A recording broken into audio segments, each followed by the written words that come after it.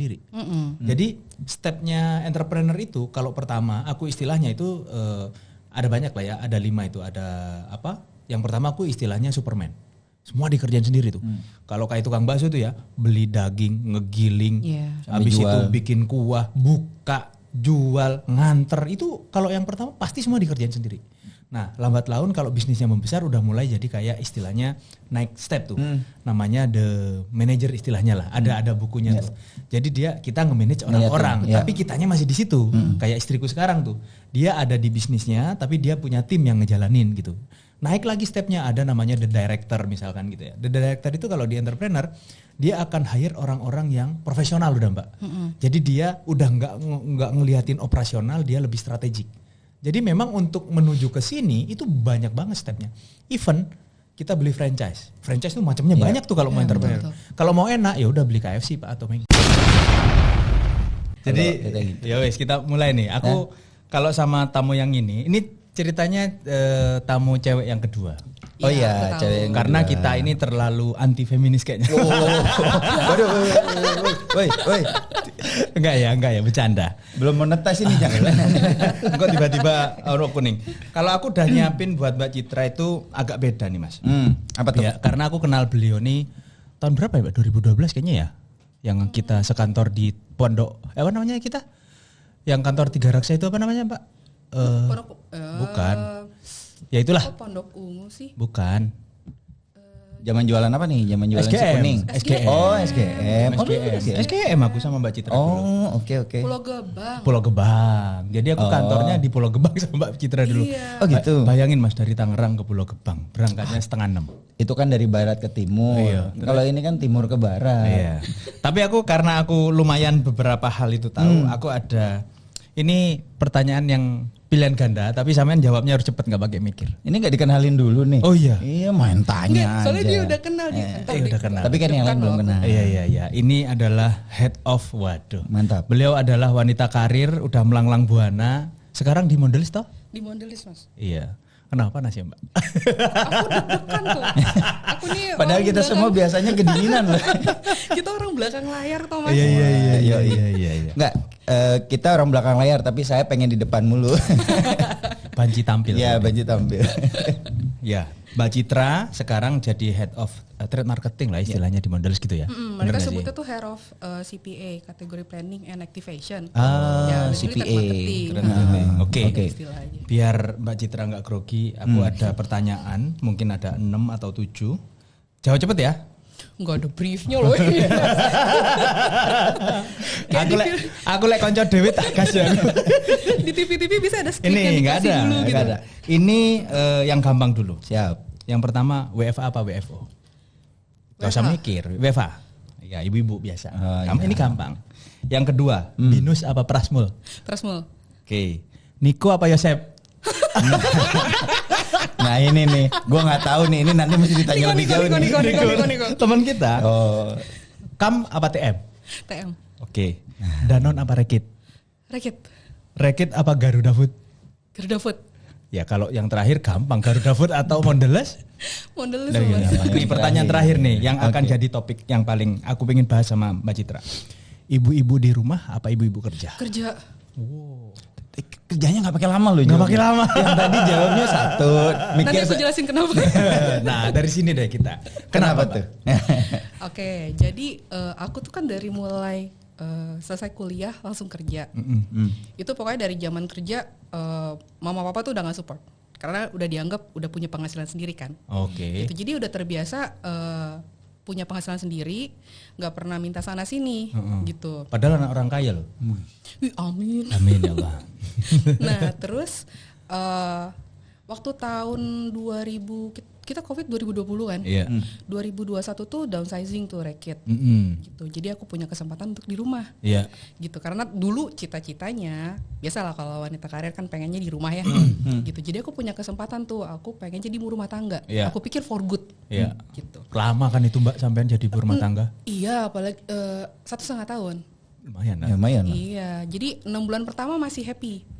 Gitu, mungkin karena pas COVID juga jadi nggak kemana-mana ya, kan, mungkin kalau nggak COVID keluyuran kali kan, gitu. gitu. Terus 1 tahun setelah tahun udah mulai gerah, Jadi udah mulai cari sana sini. Udah gatel. Mas, ibu rumah tangga itu nggak punya break, nggak punya me time karena dia kerja 24 hour. Jadi aku salut sama ibu-ibu yang bilangnya tuh, aku nggak bilang full time mom, semua orang tuh full time mom, tapi stay at home mom lah.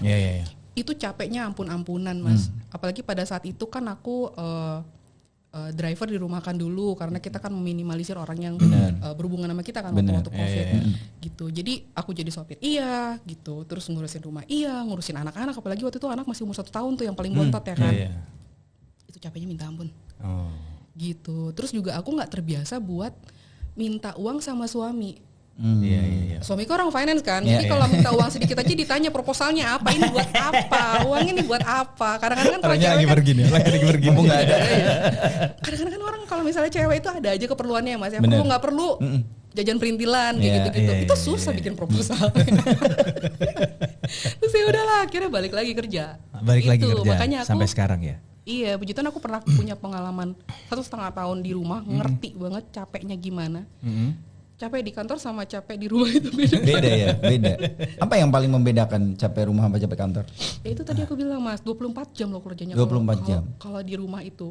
Kayak dia dari bangun pagi, nyiapin anak-anak, terus belum lagi antar jemput sekolah, nyiapin makanan, beli sayur apa segala macam, walaupun dulu online ya udah belinya gitu. Cuman ngurusin semua sendiri lah. Kalau di kantor kan di jalan itu me time buat aku. Terus lagi lunch break itu me time, ngobrol sama teman-teman di kantor itu buat aku me time, gitu. Jadi ada waktu-waktunya breaknya gitu. Ada waktu-waktu breaknya. Ya ini tapi disclaimer ya, ini nggak ada bener nggak ada salah, ini kan pilihan. Sharing cerita ini pilihan aja. Ya betul, ini pilihan aku. Pilihan orang, ini nggak ada yang bener nggak ada yang salah, semuanya bener semua gitu kan. Tapi memang kalau ngelihat apalagi yang kerja ya, yang full time di rumah gitu, apalagi ibu-ibu yang kayak Mbak Citra pulang kerja juga tetap jadi ibu kan? Iya. Tetap kan, tetap ngelayanin. Betul. Apa anak kecil yang jadi bapak-bapak juga kan? Tapi lu bapak-bapak kan pulang jadi bapak-bapak lagi kan? Iya kadang. Oh ini ada disclaimer umur ya? Gak ada. Kita semua muda kok di sini. Tapi kalau memulai karir dulu di mana sih Mbak? Aku kan kenal sampean di ESA, sebelumnya di mana dulu? Aku tuh pertama kali kerja itu dulu manajemen trainee di Johnson & Johnson. Janji. Gitu. Janji. Yang consumer sekarang Kenvue ya. Gitu. Kenvue. Terus di sana dia tuh zaman dulu itu 18 bulan programnya. Jadi 9 bulan pertama aku di IS, Information System, bikin sistem buat trade promo lah. Ya alumni IT toh sampean di BINUS dulu. Iya, karena dibilang alumni. Tapi kalau Mas tanya soal IT zaman sekarang tuh udah kayaknya aku udah jauh ya. Dulu aku jago ngapalin coding Mas, gitu. Jadi lulus karena ngapalin coding. Gitu. Terus ditempatkan di sales. Pertama kali kan sempat 9 bulan pertama tuh di Bandung belajar sales sama almarhum Pak Megan dulu. Pak Megan. Jadi itu yang benar-benar ngajarin aku basic selling skill tuh almarhum Pak Megan. Itu yang biasa kan distributor kita kalau misal bubaran tuh 7:30 baru sepi kan. Jadi aku mulai belajar itu 7:30 malam. 7:30 malam bisa sampai jam 9:30 malam tuh beliau ngajarin setiap hari kayak gitu. Pak Megan Birsdorf itu bukan? Apa sih? Nivea ya? Megan Toro. Iya. Almarhum tuh. Iya, almarhum. Jadi di situ mulainya. Belajar di situ. Terus aku ditempatin di Medan. Sempet Medan. Iya aku pernah cerita. Itu awal-awal nangis Mas masukin Medan kan aku pikir jauh ya kan. Iya. Gitu. Tapi setelah sampai di sana nggak pulang-pulang Mas 2,5 tahun. Betah atau kepaksa betah? Betah Mas. Oh betah. Maksudnya temennya sih itu aja ya kalau di Medan karena temennya dari Bogor juga orang yang di sana. Tapi betah gitu, jadi selama 2,5 tahun di sana. Kalau bukan gara-gara merit sih nggak pulang kayaknya gitu. Yang paling aku ingat kalau kerja sama Mbak Citra itu logistik aman. Jadi itu sampai sekarang. Ini aja kita logistik aman kok sebenarnya. Makanya ini kebalik. Tamunya yang bawa logistik. Bukan kita yang bawa logistik. Aku cuma request ini tadi ke Mas Dwi kan. Karena perjanjiannya tuh enggak Mas ini enggak Mbak ini cuman kita kayak ngopi-ngopi aja katanya gitu. Memang ngopi kok. Iya kan ditanya, tapi kan ini bahasannya kan topik 2-3 ya. Terus enggak ini cuma ngobrol tapi tamunya Pak Abe. Terus emang ngobrol. Kita kalau ngobrol tuh dagelan Mas Ewe. Sama, kita juga dagelan di sini. Tapi ngomong-ngomong tadi tuh, pas manajemen trainee kan memilih untuk belajar setelah 7:30 belajar sampai malam gitu. Kenapa sih gitu? Kan background IT, kemudian tiba-tiba masuk ke manajemen trainee terus extra mile banget gitu. Maksudnya udah cewek gitu harus malam-malam belajar lagi. Kenapa? Aku backgroundnya IT sama manajemen bisnis, Mas. Jadi yang tadi ditanya BINUS atau Prasmul, karena aku S2-nya di Prasmul gitu. Nah, terus kenapa aku willing untuk belajar dari setengah 8 malam? Karena ilmu itu nggak ada di kampus. Gitu. Ilmu yang di-share itu aku dapetnya di situ, dan aku belajar sama orang yang tepat pada saat itu. Jadi kapanpun beliau bisa, gitu, aku akan ngambil kesempatan itu. Gitu. Karena aku merasa aku belajar teori dan aku belajar dari praktisi. Betul. Gitu. Jadi kayak ilmu-ilmu orang sales yang bandal-bandal, aku bukan pelaku loh ya, tapi aku tahu gitu. Itu aku dapat semua dari situ. Tanpa ini pelaku nih sebelah. Pelaku ya. Yang sebelah apa lagi? Yang sebelah apa lagi? Itu aku dapat dari beliau. Gitu. Jadi basicnya dari sana, makanya aku semangat tuh belajar sampai malam-malam. Soalnya agak jarang yang kayak gini. Mas kalau ditanya enggak, tapi itu zaman, umur aku Oh iya, tapi kalau ngomongin zaman-zaman Mbak Citra ini milenial toh? betul. Zaman dulu masih oke, Mas. Enggak, makanya di zaman kita. Iya, kalau sekarang sih kayaknya. Nah, terus sekarang belajar jam malam-malam gitu dan gitu. Iya makanya. Even anak muda sekarang loh Mbak, kayaknya kemauan untuk ini sama nih. Extra mile. Aku juga baru lulus dulu kan kerjanya di Sampurna ya. Saat kita mau promosi itu dari salesman ke supervisor, itu memang malam. Iya. Aku sempat itu 3 hari tidur cuma 6 jam apa 4 jam gitu. Hanya untuk belajar ke orang yang tepat. ngejar supervisor itu karena kan kosongnya malam tuh. Kita belajar gitu supaya kita bisa promosi. Kok sekarang kayaknya nggak ada deh. Kayaknya ya, aku nggak tahu juga sekarang. Zaman kita masih dulu, kalau masih muda dulu ya. Kayaknya work life balance itu ntar dulu dah gitu. Yang penting kita belajar dulu gitu, nggak? Bener. Kita ngebalance-nya pakai work. Ngebalance-nya pakai work sih. Jadi kerjaan tambah kerjaan utama sama kerjaan tambahan ya, itu ngebalance jadinya. Ini ngomong-ngomong work life balance, kalau orang tuh kan biasa work life balance tuh dia pisahin antara work dan sesuatu yang mereka bilang life. Gitu. Tapi aku pernah baca buku atau aku denger podcastnya orang gitu. Work life balance sebenarnya nggak terpisah. Jadi apa yang disebut dengan work life balance adalah pada saat kita work, kita merasa alive gitu di situ. Ya, setuju saya itu, Mbak. Itu kan satu kesatuan Iya, kan. betul. Bukan butuh waktu untuk di luar pekerjaan cukup segitu, nggak kayak gitu sih. Karena saat di dalam kantor kita ngerasa kita bisa tumbuh, kita bisa belajar, itu sebenarnya itu balance itu sebenarnya. Itu balance. Makanya biar nggak salah. Ya ini kan pemahaman kita ya. Kalau anak sekarang kan? ya. Pemahaman dulu. Cuman kadang kan banyak nih kayak Mas Dewi kan agak nyinyirin Gen Z biasanya. Apa sih? Menti gue anak Gen Z. Makanya ini kan menarik nih. Ini kita satu generasi gitu kan. Banyak kan aku orang lebih muda dari Mas berdua. Iya. Ya. Okay. Aku cuma mau ngasih tahu. Asem. Jadi sekarang itu kan banyak banget narasi ya yang menyebutkan bahwanya Gen Z itu malas dan macam-macam. Itu sebenarnya nggak tahu ya, kalau aku ngerasa zamannya kan memang udah beda ya sama kita ya. Sehingga mereka adaptasinya mungkin kita nggak bisa nerima cara adaptasi mereka. Ini pikiranku ya. Karena mungkin menurut dulu ya, aku ingat ini omongannya dokter siapa? Ryu Hasan. Jadi kalau zaman kita sekolah, apal nggak menteri dulu? Apal. Ibu kota provinsi 33 ditanya apapun apal karena waktu itu zamanmu belum 33. Iya, 27. Karena waktu itu kan bener.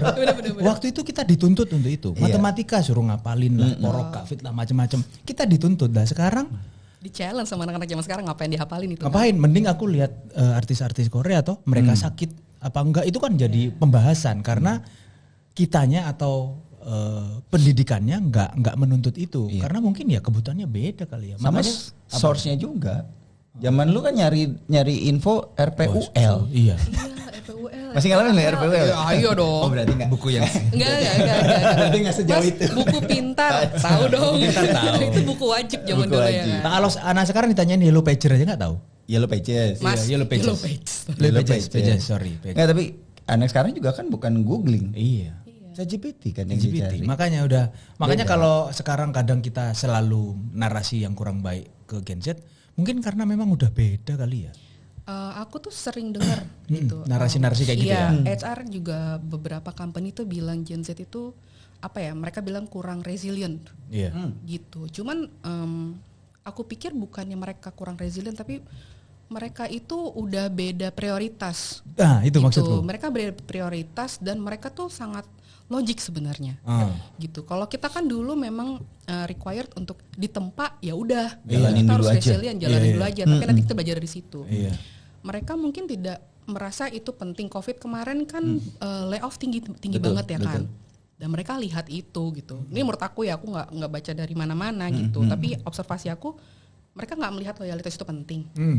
Gitu. Kenapa harus sacrifice itu? Kenapa harus kerja almost 24 hour 7 days gitu? Mereka nggak ngeliat itu karena mereka pengen hidup mereka itu mereka bisa nikmati. Mereka juga nggak beli rumah susah. Kita kan itu kan spending investment kita paling gede itu buat nyicil rumah kan. Sebenarnya mereka enggak liburan. Bukannya mereka nggak mau, tapi mereka mungkin susah itu bukan bayarnya. Susah bayarnya. Prioritas. Akhirnya mereka spend buat traveling. Rumah ya udah sewa aja atau tinggal sama orang tua. Jadi beda kondisinya gitu. Itu yang bikin mereka seperti itu menurut aku. Gitu. Dan nggak semua Gen Z itu males gitu. Aku ketemu Gen Z yang benar-benar kerja keras gitu, tergantung background ya. Iya, tergantung background. Betul. Kalau pewaris ya beda biasanya. Ya, kalau gua tapi enggak sih, itu memang mentalitas dari masing-masing anak-anak sih.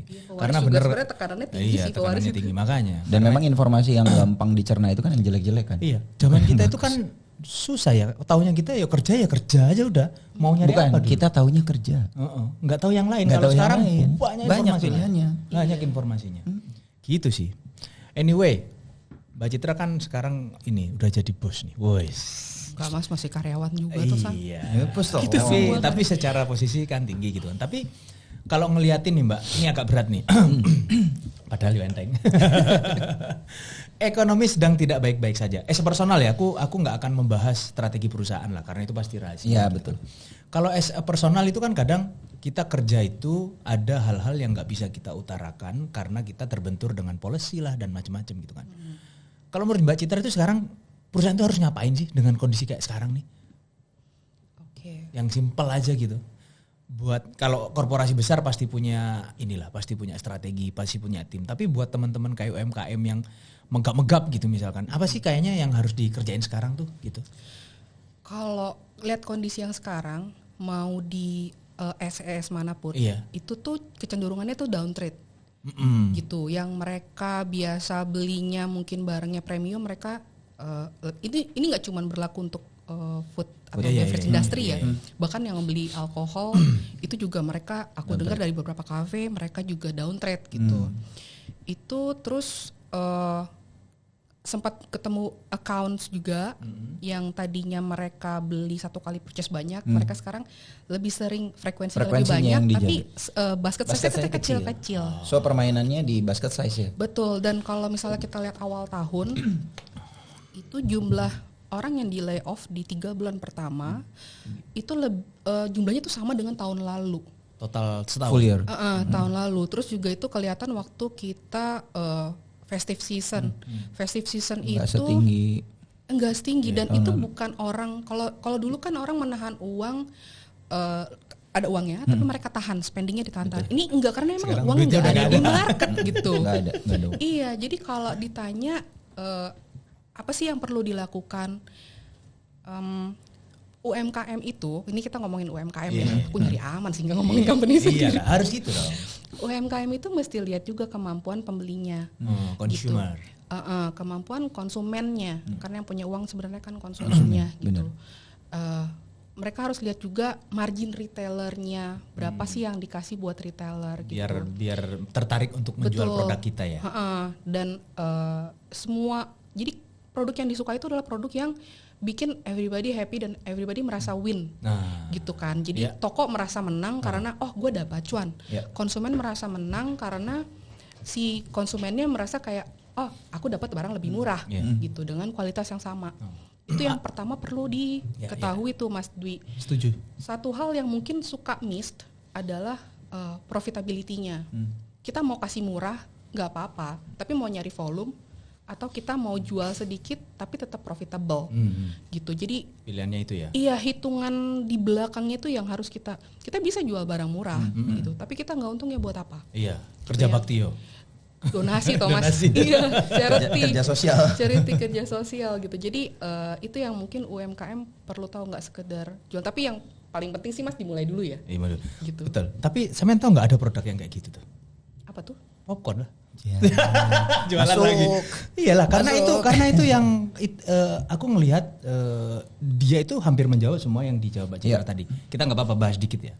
Kalau dibilang kenapa itu menarik karena popcorn itu hanya orang punya duit ke bioskop. Yang harganya 20.000 cuman segini. Betul. Dan 20.000. 40. 40. Enggak, yang paket-paket. Tergantung bioskop. Oh iya. Kalau saya bioskop kampung. Aku ya hampir 2 tahun nggak ke bioskop aku Mbak. Makanya aku nggak update harga. Mas, ada loh bioskop yang masih tiketnya 30.000. Aku baru nonton kemarin sama tim aku. Bentar gue tahu lagi. Dari TikTok. Ada 30.000 bentar. Aku lama udah hampir 2 tahun kayaknya aku nggak. Abis durasi nungguin lo Makanya di Cinere Bellevue. Kemana aku nonton sama tim aku 30.000 Mas. Jadi nonton lah. Iya. Bukan masalah harganya. Jadi itu hampir terjawab. Faris itu mikirnya simple sih. Ya dengan orang ngelihat itu sebuah sesuatu yang premium, dia bikin bulky, harganya yang 40.000. Itu kan sehingga downtrade kan. Iya, kan downtrade. Terus yang kedua memahami konsumen ya itu tadi sih. Karena orang itu ngepersif kalau dihitung ini murah jadinya dan secara aku setuju itu cuman ada satu mungkin secara kualitas juga harus dijaga. Kue nggak apa-apa mau downtrade dan macam-macam, tapi kualitinya jangan di ini ya, jangan dikorbanin karena nanti cuman beli sekali nggak akan balik lagi gitu kan. Itu sih kayaknya kalau ngomongin sekarang ya. Gitu. Makanya kalau itu yang pertama, mungkin aku bisa nambahin ini Mbak, inovasi kayaknya. Orang sekarang tuh kan udah bosen kan. Betul. Kecuali yang Mbak dijilat, diputar dijilat, dicelupin itu kan jadi kayak apa kalau istilahnya Pak Khairul itu signature itu nggak akan ada bisa yang niru, itu akan terus ke bawah gitu kan.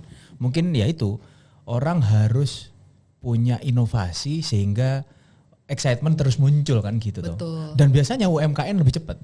Iya. Karena UMKM tuh inovasinya tuh relevan. Relevan. Gitu.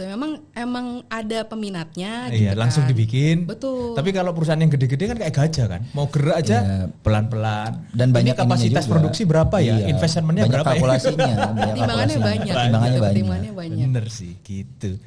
Gitu Mas Tewe. Iya. Terus apa lagi nih? Apanya? Lu udah masuk popcorn, mau masukin apa lagi? Enggak, udah itu aja. Tadi rapid fire-nya apa aja? Rahasia. Itu tadi banyak. Oh ini. Kenapa pertanyaanku ya, kenapa lebih milih TM daripada KAM? Oh. Oke. Pernah KAM toh kita waktu itu? Pernah tuh? Area ya, KAM operation kan waktu itu. Iya, KAM operation. Karena aku pernah di sekalian ini. Tapi siapa tahu juga harga pernah. market jadi naik. Siapa pernah di TT. Iya. Gantian habis itu. Jualan. Jadi aku kan pernah di semua channel tuh Mas. GT juga berarti. Ya GT pernah, MT pernah di area, terus Pharma, Horeca gitu. Icip-icip semuanya udah pernah gitu. Jadi kenapa aku pilih TM? Karena gini Mas. Dulu awalnya kan aku di area ASM lah ya kalau zaman sekarang sebutannya gitu. Tapi waktu aku di area ada nih TM dari HO datang. Aku waktu itu kesulitan untuk negosiasi. Biasa kita kan punya trading term ya zaman dulu. Jadi aku harus nego trading termnya, ada satu komponen aku harus hilangkan gitu. Karena itu apa ya? Buat kita tuh non working, kita ngasih back margin, kita paham lah kalau apa itu kan pakai back margin. Ada gitu. back margin. Tapi kita mau sesuatu yang produktif sama itu kan secara undang-undang waktu itu kita nggak perlu sebenarnya. Betul. Tapi kan itu kan ngurangin back marginnya account. Gitu. Terus aku bingung pada saat itu.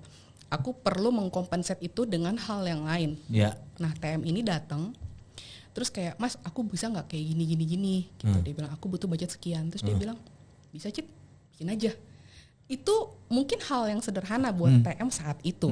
Tapi buat aku orang area itu meaningful sekali. Nah sejak itu aku pikir kayak aku pengen jadi TM. Karena aku nggak hanya menginfluence area yang aku pegang atau account yang aku pegang, tapi aku bisa menginfluence tuh nationwide. Gitu. Dan itu menurut aku juga lebih strategik. Itu kenapa aku prefer TM instead of CAM. Ya, jadi apa udah cinta TM. Udah cinta. Kayak Mas Tewe. Di perjalanan lu berapa banyak waktu yang dihabisin jadi TM di total karir? Separuh lebih?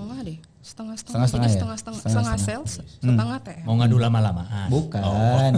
Apa yang tersulit jadi TM? Apa bagian tersulit jadi TM? Ayo, ini nggak ada di brief memang, biarin aja biar pusing ya. Ini Mas makanya aku nggak bisa tidur, karena aku ini anak belakang layar terus disuruh tampil. Gue malah tidur tenang. Tamunya TM. Tamunya TM. Apa yang paling? Kan kita sama-sama nih. Ya, Mas. yang paling sulit sama paling nggak mengenakan deh. Jadi di TM. Di TM itu yang paling susah. Menurut aku bukan teknis ya, bukan menghitung budget, sales, rasio, trade spend, bikin program. Bikin program kita bisa, bikin yang lucu-lucu, yang menarik-menarik, kita paham toko mau ngapain gitu. Yang paling susah tuh managing people. Kenapa tuh? Karena stakeholdernya TM itu kan, kita kan kejepit di tengah-tengah ya Mas. Iya, kan sama, Mas juga kan TM kan, gitu. Kita tuh punya stakeholder finance, kita punya stakeholder marketing, kita punya stakeholder sales dan operation. TM itu ada di tengah-tengah. Jadi untuk memanage 4 belum lagi bos. Pokoknya kiri kanan depan belakang kena semua lah ya. Itu yang paling susah. Kenapa? Pada saat kita misalnya ketemu sama tim sales bilang, aku butuh budget sekian untuk generate sales sekian, gitu. Kita hitung-hitung, rasionya masuk. Tapi kalau kita promo produk yang profitability-nya rendah, yang artinya semakin banyak jual kita sebenarnya minus gitu. Itu finance akan nyecer gitu. Kayak buat mereka ngapain kita jual lebih banyak, which is make sense. Betul. Gitu. Tapi di sisi sales, di sisi marketing, kita butuh market share, kita butuh salesnya. Gitu. Jadi kita harus benar-benar bisa play around gitu loh, gimana caranya supaya gimana caranya supaya GP-nya neutral. Aku harus jualan berapa, maksimum berapa diskon yang perlu aku kasih. Jadi aku ngasih diskon misalnya ke tim sales.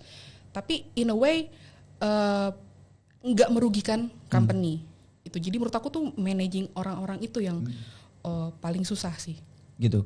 Kalau kan tadi sampean apa yang paling susah? Iya, Mas kan juga sama ternyata. Nggak, tapi yang paling susah sebenarnya kalau aku selama di trade marketing ya, yang paling susah sebenarnya adalah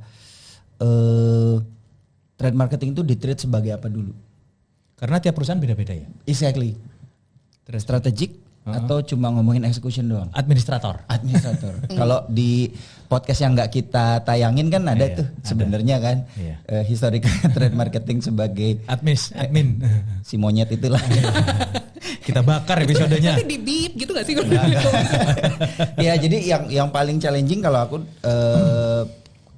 komitmennya dulu nih, trade marketing sebagai apa? Karena nanti kadang-kadang tarik-tarikan nih. Apalagi aku masuk di organisasi yang hampir beberapa company itu baru-baru terus gitu loh. Jadi organisasinya trade marketing baru dibentuk. Jadi understanding trade marketing organisasinya masih belum mature gitu. Jadi kadang-kadang ada orang yang bawa di tempat gua mah dulu trade marketing begini kok gitu.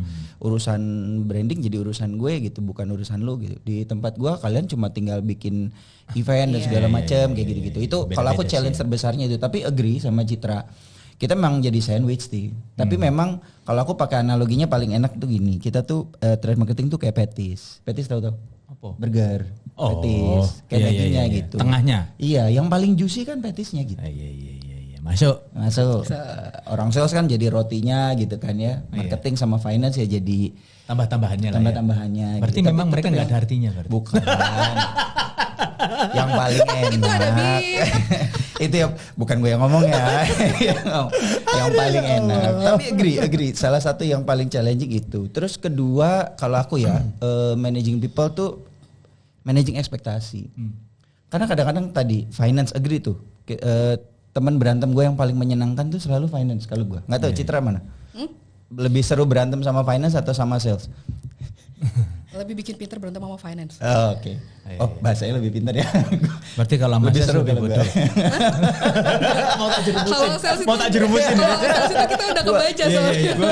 Karena asalnya orang sales. Bukan, gue tuh di 1 detik pertama mau nanya itu nggak berani. Tiba-tiba dia lempar.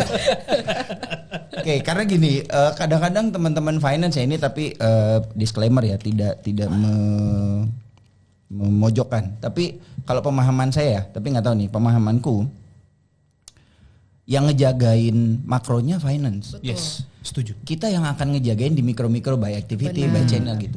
Kadang-kadang kebalik situasinya. TM-nya yang makro. Finance yang mikro, kitanya yang jadinya berusaha ngebalance sana sini itu gimana tuh? Ini curhat kayaknya. Enggak, kan pengalaman, Sharing pengalaman. Mas ngetes ya? enggak. Gua lebih ke curhat samaan enggak kita masalah. Sama. Sebenarnya tergantung cara kerja company-nya. Ada memang TM yang administrasi kayak gitu. Nah, itu yang selalu kita pasti berusaha nge-crack. Sorry nih, kalau mau cari admin jangan jadi TM. Betul. Gitu, betul kan? Kalau mau ya admin aja gitu yang memang dia rutin gitu. Berarti kebutuhannya bukan TM gitu. Sedangkan TM itu harusnya nggak cuma administrasi gitu kan. Nah, tadi ngobrol ke yang finance, aku agree. Finance itu tuh gate-nya.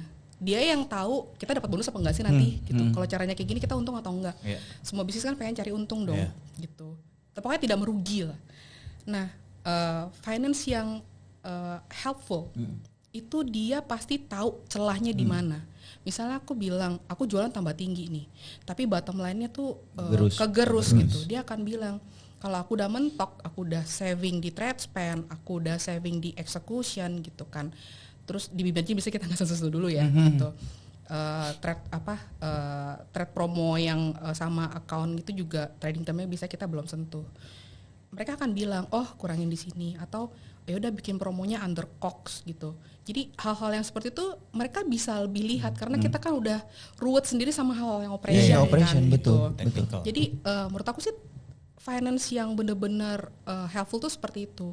Jadi justru pada saat aku mentok datang ke finance, mereka bisa bantu aku cari solusi karena aku nggak akan datang ke finance kalau aku nggak mentok, gitu kan. Biasanya kita bisa solve sendiri kan within our budget gitu. Tapi kalau udah mentok, ya udah datang ke finance gitu.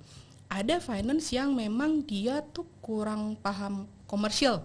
Gitu. Jadi mereka finance lah. Iya, finance seperti accountant. Iya, accountant dan auditor gitu. Betul. Wah, itu kita suffer sih. Sebagai TM kita suffer gitu. Karena dia melihat angka di atas Excel dan kalkulasinya, tapi dia nggak tahu seberapa fluid kita kondisi di lapangan. Betul. Gitu. Itu yang challenging sih. Hopefully kita gak ketemu finance kayak gitu ya. Enggak lah. Kalau ini cerita-ceritanya orang lain. Cerita orang lain. Ceritanya lu ya. Aku tukang nyapu aja. Kalau kalau kita samain gitu ya dengan kondisi sekarang gitu. Kalau gue pribadi, gue lebih milih menteri keuangannya kayak yang sekarang sih. Pak Purbaya. Ya, maksudnya kalau dalam konteks finance dalam konteks finance. Preman terukur. Ya, kalau dalam konteks finance yang tempat kita kerja bareng gitu. Karena dia mikirin market, dia mikirin consumer lah ibaratnya gitu. Dibandingin yang sebelumnya ya. Yang sebelumnya kan itu accounting banget gitu. Kalau di versi kalau yang aku baca ya, versi finance-nya kita gitu. Dan salah satu yang gue pernah kerja itu memang salah satu yang berbeda itu di satu company, gue nggak sebutin lah. Karena namanya pun beda lagi. Dia bukan finance controller, dia bukan finance apa gitu ya. Apa tuh? BDS. Business Decision Support. Oh, oke. Jadi dari namingnya aja, dia tuh harus jadi Business Decision Support. Yang tadi Citra bilang tuh, begitu kita mentok, kita tuh datang ke sana. Oh. Itu buat gue itu surga banget tuh kerja zaman itu tuh. Kalau di Danone PRGM ya? RGM kan tapi tergantung nih. Kalau RGM itu ada yang dari sales, ada ya, yang dari RGM ada yang sales, ada yang ini. Strukturnya biasanya sekarang di sales kan. Ya betul. Kalau RGM ya, RGM di sales. Tapi lebih kayak ke tim finance-nya. Ya finance control. Finance yang benar-benar finance ya. Aku beberapa kali kerja sama tim finance. Dan sampai CFO-nya tuh mau turun ke lapangan, itu helpful banget. Iya sih, betul. Gitu. Kalau kayak gitu ada tuh kayak misalnya waktu zaman di Rekit, gitu. Sebut company nggak apa-apa. Nggak apa-apa. Itu juga kelihatan di LinkedIn gue, iya. gitu kan. Di Rekit, di Santori itu CFO-nya tuh kayak kalau kita udah mentok mereka bisa kayak oke, nanti begini-begini aja. Enak gitu. banget kalau kayak gitu tuh. Iya. Jadi karena kan kita juga nggak pengen bottom line kita tuh keganggu ya. Kita juga nggak pengen. Betul. Jadi mereka akan bantuin cari solusinya. Aku butuh budget tambahan gitu. Mereka akan kasih tahu, oke bisa kasih sekian, lu bisa kasih sales berapa. Enak. Gitu. Nah itu enak. Kita diskusi kan. Betul. Dibantuin mikir akhirnya. Dibantuin mikir gitu. Jadi apa ya, dulu zaman di Rekit lah, bisa kan kalau Rekit kan banyak orang impor ya, gitu. Orang-orang impor ini tuh ke lapangan gitu lihatnya. Jadi dia memang kuat di kalkulator sama kuat di lapangan kan? Kuat di lapangan. Yang impor gitu. itu kan? Nah di perusahaan aku yang sebelum yang sekarang juga begitu kok orangnya gitu. Jadi kalau misalnya aku mentok, mereka santai. Ya udah Cit, gini aja. Ya udah Cit, gitu aja. Udah tahu ininya ya. Iya, udah itu siap dengan perusahaan way gede out-nya. banget. Iya, betul. Itu gede tuh. Iya gede banget tapi as if kayak nggak punya pressure. Jadi kan kita ngerasa tenang ya kerjanya kayak gitu. Jadi itu aku sangat appreciate orang finance begitu karena aku butuh banget. Itu bukan sesuatu yang aku kuasai kan sebenarnya. Mereka yang lebih ngerti. Betul. Lu tanya gue soal lapangan gitu, gue bisa ngasih tahu, bisa ngejelasin kondisinya kayak gimana gitu atau operasional. Tapi kalau soal hitung-hitungan yang di atas itu kadang-kadang nggak semua informasi gue tahu. Iya, nggak semua dibuka. Betul. Terus kenapa pindah kalau enak? Nah, duluan gue nanyanya. kalau apa pindah? Dekat rumah? Enggak ya, enggak terlalu. Mas, kalau orang-orang lagi interview kan biasanya jawabannya klise ya. Aduh. Kayak karena inilah itu. Yang penting waktunya kan, Mbak. Yang penting kan waktu ya, gitu. Terus waktu itu juga emang dikasih posisinya yang juga promote gitu kan. Jadi ya in a way jadi challenging juga. Gitu. Ya. Karena kalau kerja itu kalau begitu aja nanti bosan juga toh. Iya. Tapi ujungnya mau kemana sih Mbak sampean kalau in term of career gitu? In term of career sih aku nggak muluk-muluk ya Mas. Jadi CEO di perusahaan sendiri one day. Amin. Jadi itu kenapa nyari gini kan? Iya, buat modal ya. Buat modal. Kalau Mas Dwi kan udah mulai ngeri. Luar biasa. Mas Randy kan lumayan. Apanya? Ya mintalah modal sama suaminya. Oh iya, bisa itu bisa dipertimbangkan. Tapi menarik nih. Tapi memang ujungnya pengen jadi CFO tapi di perusahaan sendiri. Kalau di company ya aku M-nya sales director dulu. Oh, oke, sales director. Jadi kalau ada yang nyari sales director, tapi sekarang misalkan Mbak Citra ini ada vakansi buat sales director ready. Ready dong. Luar biasa. Ini nggak apa-apa di bip nih. Nggak apa-apa lah. Namanya ngomong what if kan? Iya. Iya. What Gitu. if? Kalau memang lu nggak mau tanya gue? Aku udah tahu soalnya sering curhat sampean. Yang itu di bip. Iya. Sebenarnya gini Mas, kalau ngomongin level, kalau orang-orang tuh kan zaman dulu mikirnya wah tinggi terus inilah itu dapat privilege segala macam. Sebenarnya makin tinggi itu makin capek sih. Betul. Makin capek. Karena tanggung jawabnya betul. Tanggung jawabnya lebih tinggi. Terus pressure-nya lebih tinggi kan makin di atas makin macam-macam lah ya. Makin pressure-nya bukan nggak dari atas doang, dari samping, dari bawah, dari bawah gitu kan banyak manage ekspektasi orang yang makin ke atas anginnya kenceng lah pokoknya gitu ya. Itu kadang aku pertanyaan yang sampai saat ini aku belum bisa jawab firm. Sebenarnya kalau endgame sekarang kalau endgame tahu, tapi saat posisi sekarang mau nggak kalau misalkan ada yang nawarin sales director? Aku pertanyaannya panjang sih Mas itu. Kategorinya apa, perusahaannya kayak apa, yang gitu-gitu kalau tahu nggak Mas yang di otak aku apa? Aku nggak percaya luck. Luck itu kan dicari. Luck aku itu setuju. Dibuild. Luck itu kan sebenarnya preparation sama momentum. Iya, betul itu. Opportunity gitu. Kalau preparation kita udah prepare, kita udah hampir dia itu 20 tahun semua kan kerja. Udah preparationnya udah ada, tinggal opportunity-nya aja. Jadi once ada datang opportunity aku bilang iya dulu. Perkara nanti ini apa ya gimana. Tapi make sense juga sih karena selama ini aku mikirnya ya pertimbangannya kan banyak kan. Banyak lah kalau aku ditanya ini ada lowongan sales director, kadang aku nanya, aku deserve nggak di situ? Aku cocok, udah layak nggak sih di situ gitu kan? Aku masih ada pikiran kayak gitu loh Mbak. Aku salut nih sama teman kita tadi, Niko Pak Yosef. Iya. Ya kan? Yosef kan? Niko. Oh iya jawabannya Niko, tapi ngelihat Yosef sekarang itu luar biasa. Yosef luar biasa. Yosef itu teman kita di SH, sekarang jadi sales directornya apa? Fontera. Oh Fontera. Gitu sih, itu top keren sih. Banget sih. Keren banget. Nanti aku undang juga pasti itu. Oh gitu. Pasti. Kalau itu mau tak kerjain. Aku tuh kemarin ada request Mas. Kalau aku kan orangnya sama tuh. Niko.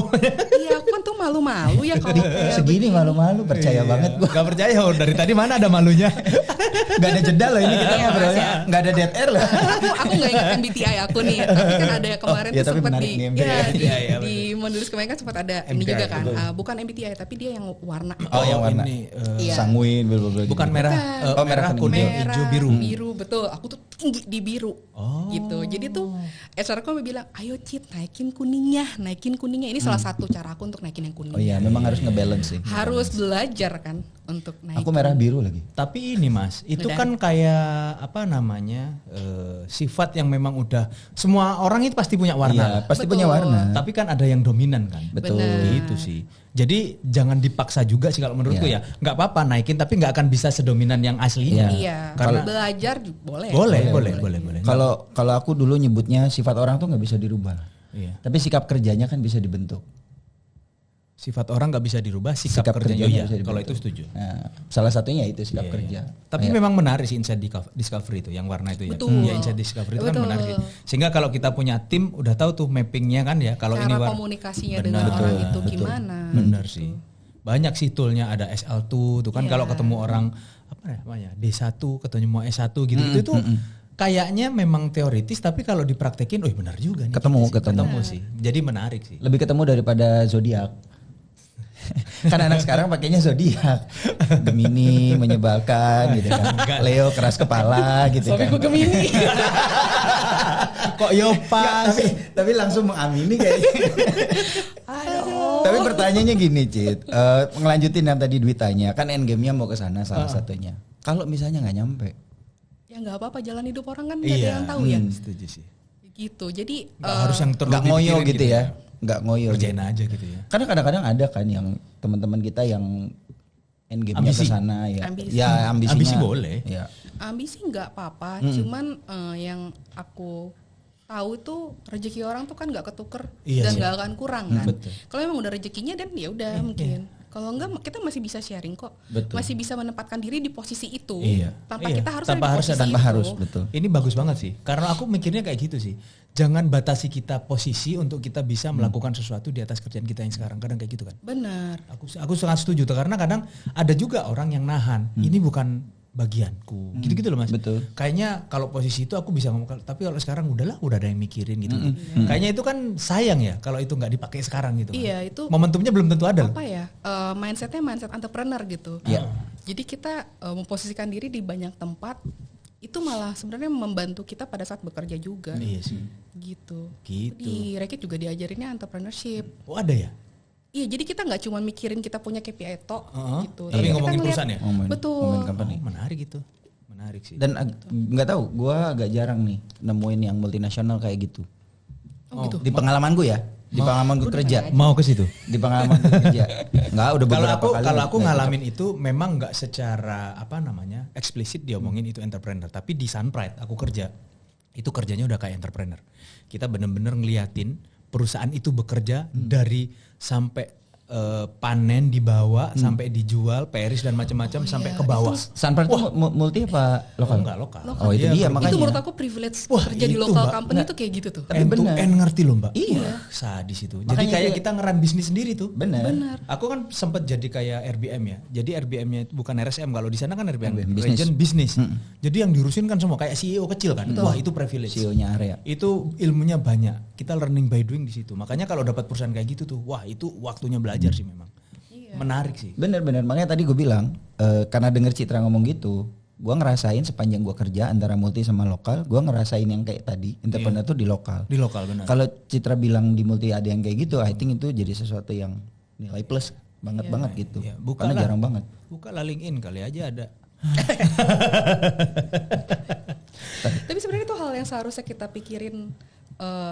Karena aku di kampus juga kan diajarin sebagai entrepreneur gitu. Bener. Jadi itu membuat kita mengerti kenapa lawan bicara kita misalnya dia keras gitu, dia against idea kita, kita paham kenapanya, Iya. gitu. Jadi mereka bukan bermaksud menyerang secara personal, tapi kan dia secara profesional tahu. Menyerang idenya ya. Betul, idenya Iya, dia, idenya. idenya kayaknya lu bakal bikin rugi company dah, Iya. gitu. Cuman mungkin cara bicara orang kan beda-beda, Betul. gitu. Jadi kita pisahin message dengan intonasi kan harusnya. Ya itu sih. Itu Cuman yang aku nggak semakin banyak yang kesini bisa nerima iya. tapi. Cuman semakin kesini umur kali ya. Kadang kita memang harus dicerna sih kalau ada orang ngomong tuh. Nggak harus langsung respon di saat itu juga sih.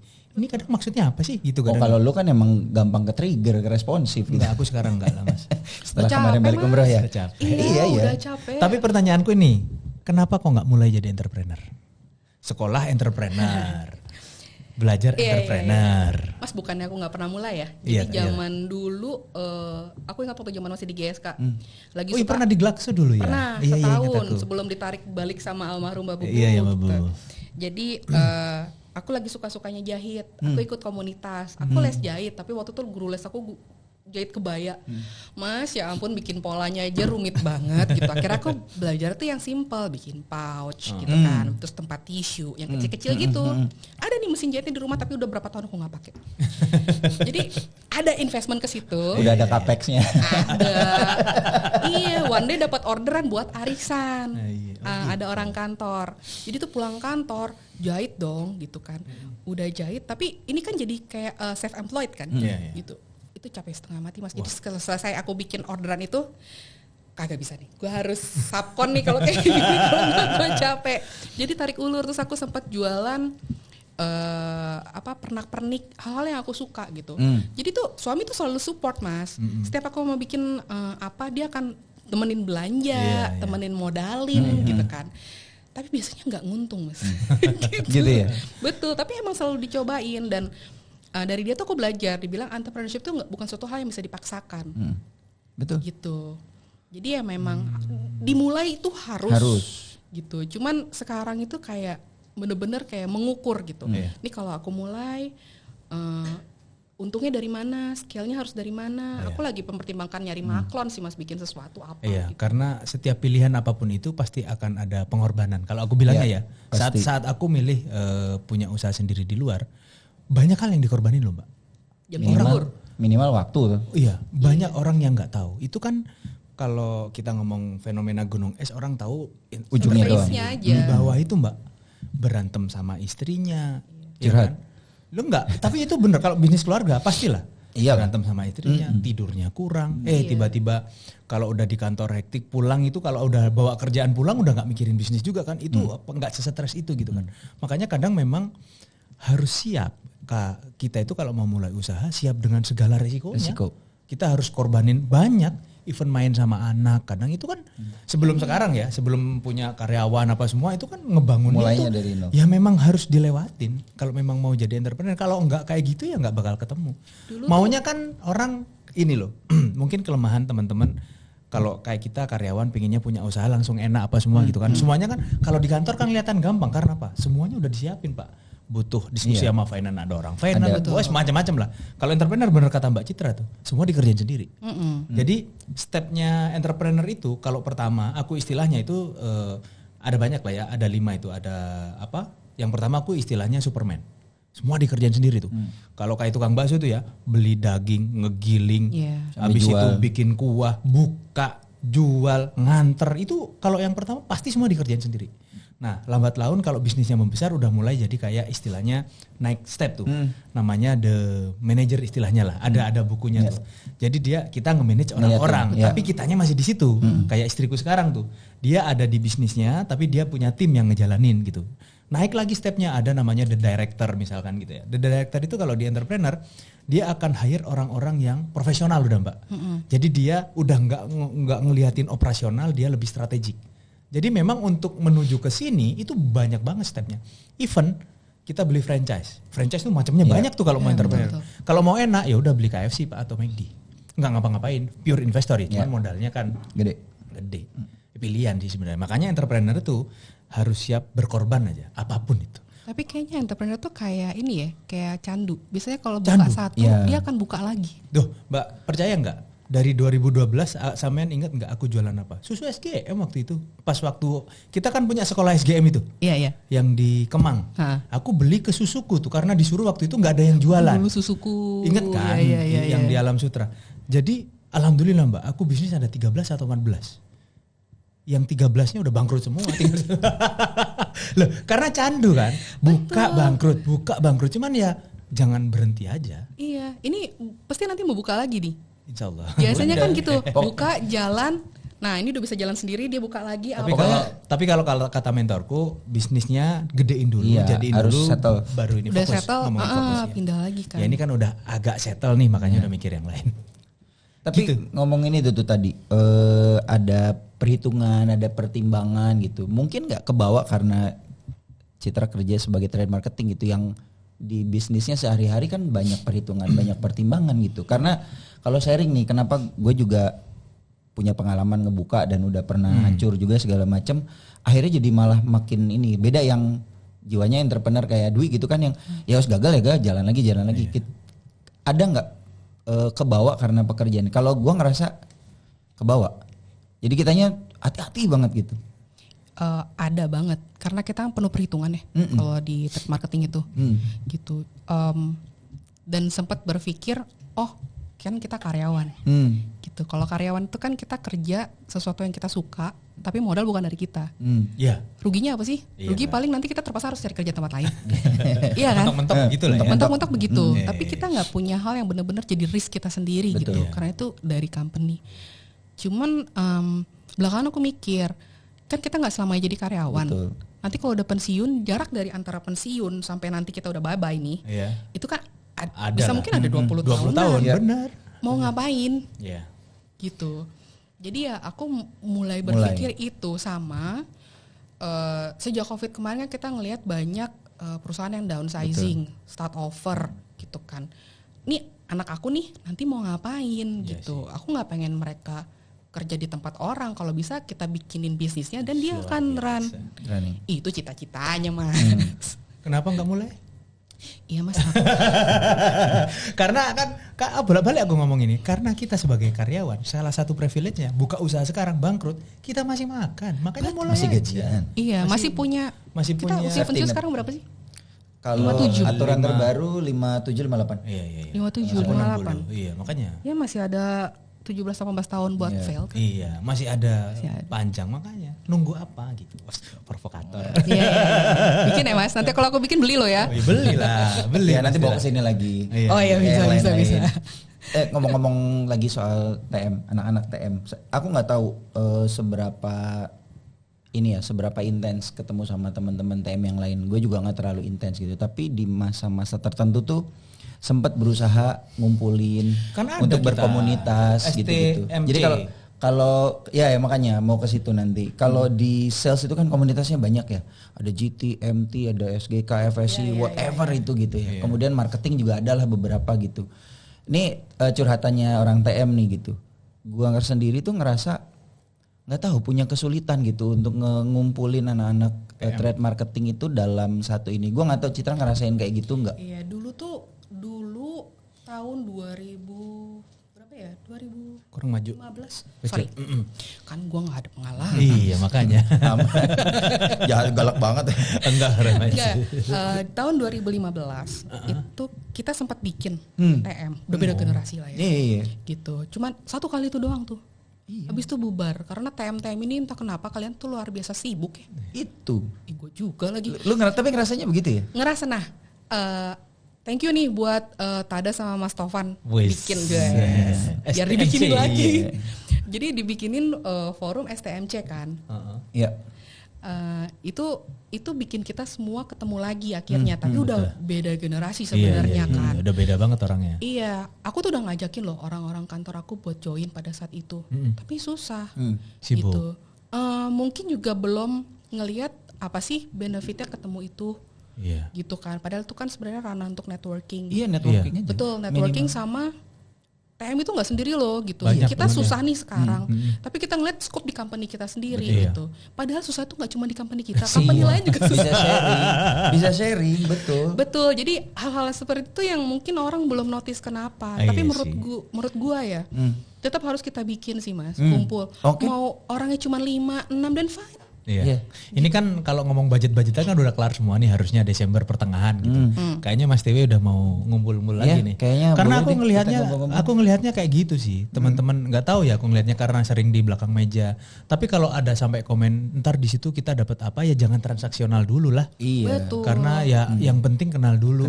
Benar. Ya siapa tahu nanti ada network tiba-tiba itu apa. Itu kejadian kok yang waktu kita STMC aku kenal sama orang Kopi Kenangan kan. Nah, iya makanya. Sama waktu itu kita butuh ya tinggal kontak. Iya. Betul. Atau mau kolaborasi misalkan, ya kan, bundling apa semua gitu Mas kan. Mas nggak mau modalin salesman aku Mas. Ayo, buat grooming. Aman.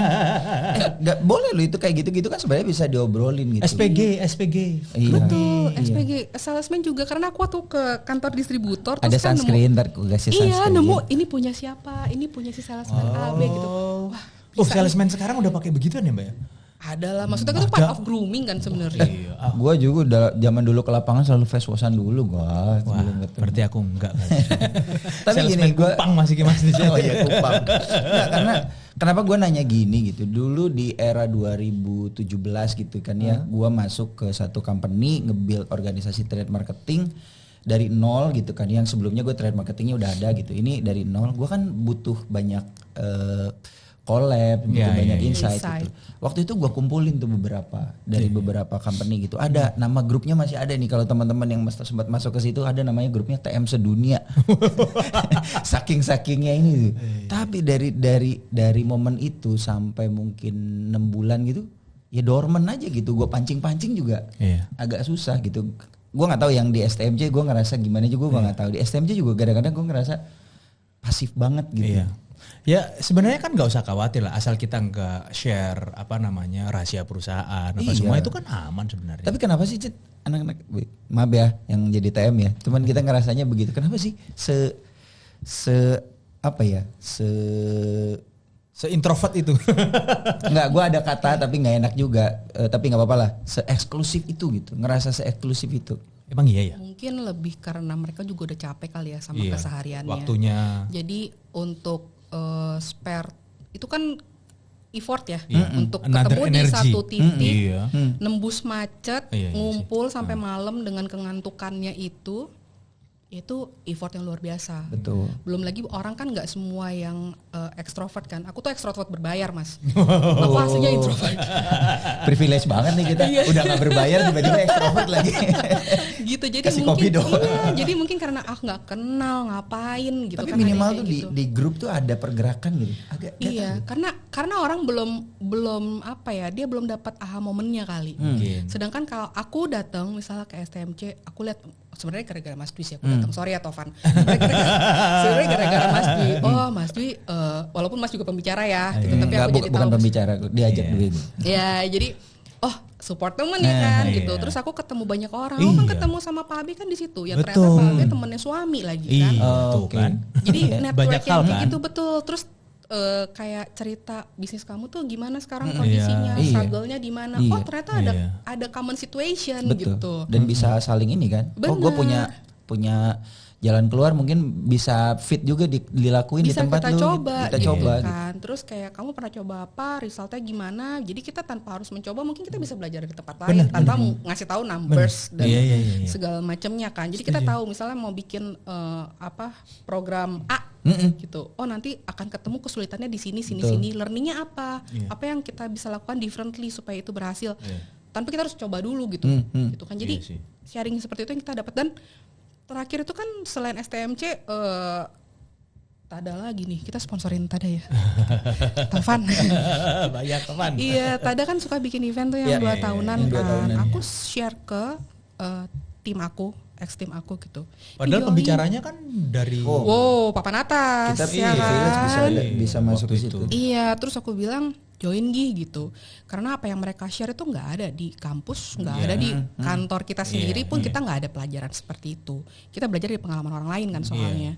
Datang aja, gratis kok gitu. Terus dapat makan, gitu kan. Kadang aku kayak dapat makan kok di sana, hotelnya bagus, gitu kan. Benar. Terus dari semuanya datang 1 mas. Iya. Kenapa ya? Datang 1 udah gitu jadinya di hijack sebelah. tapi kita inilah nanti kita provokasi biar ada lagi. Tapi ya, berbeda terbalik dengan geng modern trade itu. Rame kalau di grupnya MTC itu. Ya karena orang jalan semua kali ya. Iya. Kalau TM udah capek nih ngeliatin komputer gitu kali ya. TM tuh kalau semuanya udah otomatis ya. Kapan? Nggak bakal lah tiap bulan. Ada aja. Nggak bakal sih. Ada aja gebrakannya ya. Iya, ada aja gebrakannya. Lagi mau keluar aja di mana? Tapi harapannya kan dengan kondisi sekarang kan kayaknya udah 5,2 nih pertumbuhan ekonomi gitu kan. Tapi pergerakan industri udah ada nggak sih sebenarnya di masing-masing gitu? Udah ada lah ya. Di industriku ada. Sampean itu mau enggak. Mau apa aja kalau beauty mah yang lagi naik daun Iya, tapi kan tumbuh mau apa? Tapi kan di luar itu ada pembicaraan kita yang kemarin kan, yang minggu lalu. Kenapa itu jadi bertumbuh? Indikator di makronya. Ini lagi produk yang kategori yang survive melawan COVID. Iya. Di saat COVID orang-orang lagi turun naik gitu. Iya, meeting Zoom harus make up dulu. Iya. Sekarang tidak pakai Zoom udah ada filternya sekarang. Benar-benar. Tapi kayaknya kapan-kapan lah kita kumpulin lah. Ya, teman-teman Iya trade dong, kita marketing, harus STMC. bikin gitu. Supaya juga kita nggak ngerasa sendirian nih gitu. Atau ditanyain Mas, kalau mereka mau datang tuh kalau mau tamunya siapa gitu, biar kita bisa fasilitasin sih. Tapi enggak ya, pas minimal waktu nggak usah ngadain seberat- itu orangnya nggak usah berat-berat seberat ya. Itulah. Beda jadi gini, misalnya kayak Pak Abe gitu. Iya. Orang-orang yang kenal Pak Abe pasti kita pengen belajar lebih banyak dari Pak Pasti Abe ya lah, kan. iya. Datanglah kita gitu. Iya. Cuman generasi-generasi yang lain mereka nggak kenal, Iya just sih. kayak mereka bingung, kita nggak mungkin ngundang artis ya. Atau yang lagi rame di TikTok kita undang gitu misalkan. Tapi yang profesional. Bisa. Vina misalkan anak-anak Gen Z kan pasti. Tapi di TM sekarang anak Gen Z banyak kan sebenarnya harusnya. Banyak. Kan. Banyak. Yang gitu Milenial loh. mental Gen Z juga Iya, banyak. Kita ngomongin karir gitu, karir di TM atau apa gitu. Biar menarik maksudnya. Gitu. Gitu sih. Yalah, Gitu. kita coba inilah agenda ini ya. Udah berapa menit ini Mas? Ud- Nggak berasa. Udah, pas. Oh iya kan? Oh kan? Gak berasa kan? Aku udah bilang sama dia, ngomong apa ini ya? Mau sampai 3 jam ya? Jangan lah. Yang lain udah nunggu tuh. Ada sisi 1, 2, 3 ya. Anyway Mbak Citra, terima kasih banyak. Sabtu-Sabtu udah mau datang dari Kamu yang makasih banyak loh Mas gitu. Dwi, Mas Tewe diundang. Semoga karir jadi sales directornya tercapai, Amin. CFO perusahaan pribadinya jadi gitu ya. Tak sumpahin kejadian gue. Amin. Oke Mbak Citra, thank you. Thank you. Terima Banget ya, kasih. Mas Tewe. Thank you. Berapa tadi? 59. Tuh kan? Ya pas. Iya, bisa pas banget. Udah gak ini, gak kerasa.